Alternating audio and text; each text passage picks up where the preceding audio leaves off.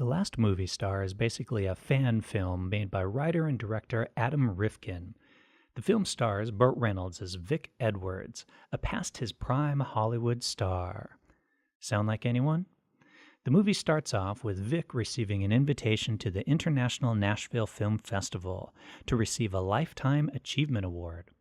Upon arriving at the festival, he finds out that it is not as glamorous as he was expecting.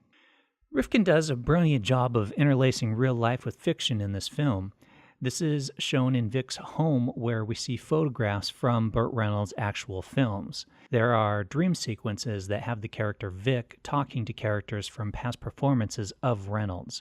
One scene from Smokey and the Bandit and another from Deliverance, both edited together really nicely. The movie also stars Ariel Winter as Lil McDougall, playing basically the same snarky character she plays on Modern Family. Lil has been assigned by her brother Doug to drive Vic around as needed. Lil and Vic strike up a friendship in the age-old story of two people learning something from each other. You are the only one stupid enough to show up.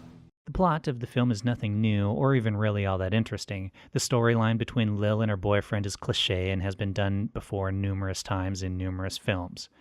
However, the clichés in this film don't distract from it, because that is not what this film is about. This movie is about honoring the life of a person, in this case, Burt Reynolds, basically. What makes this film good is that it is a film about Burt Reynolds starring Burt Reynolds. For example, there is a scene where one of the audience members asks the character Vic about being compared to Marlon Brando as a serious actor, but then doing a bunch of lighthearted comic films instead. That same question had been asked to Burt Reynolds multiple times during his career. Another comment a character in the film made that is a reference to real life has to do with how Reynolds, or Vic, passed on doing certain films that ended up doing really well. This could be related to Reynolds passing over films that might have won him an Oscar, such as the role of Garrett Breedlove in Terms of Endearment. The character was actually written for Reynolds and ended up going to Jack Nicholson.